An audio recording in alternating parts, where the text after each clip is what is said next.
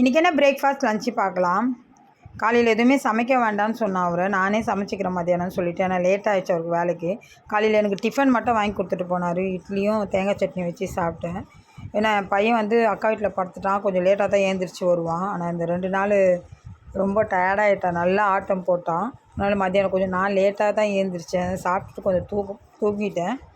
காலையில் மத்தியானம் ஏந்திரிச்சு சாதம் வெடிச்சிட்டு கொஞ்சோண்டு பீஃப் இருந்தது, அது உருளைக்கிழங்கு போட்டு சும்மா அப்படியே தொக்கு மாதிரி பண்ணிட்டேன். இதிலே சாதம் போட்டு பிசைஞ்சு சாப்பிட்டுக்கலாம் அப்படின்னு சொல்லிட்டு அவனுக்கு ஊட்டி விட்டுட்டு அதுக்கப்புறம் தான் நான் சாப்பிட்டேன். மத்தியானம் லஞ்சுக்கு மாம்பழம் கட் பண்ணி வச்சுருந்தேன். அவனுக்கு பங்கனப்பள்ளி, எனக்கு ஜவாரியா. ஏன்னா எனக்கு ஜவாரியா ரொம்ப சதையாக இருக்கும். அது நல்லாயிருக்கும். அந்த ஜவாரியா சூப்பராக தித்திப்பாக இருக்கும். நல்லா கலர் பார்த்தாலே தெரியுதுங்க. பங்கனப்பள்ளி கொஞ்சம் மஞ்சளாக இருக்கும், இது நல்லா கொஞ்சம் ரெட்டாக இருக்கும். சூப்பராக இருக்கும். அந்த 2 பழமே நல்லா தான் இருக்கும். என் பையனுக்கு பிடிச்சது பங்கனப்பள்ளி தான் பிடிக்கும்.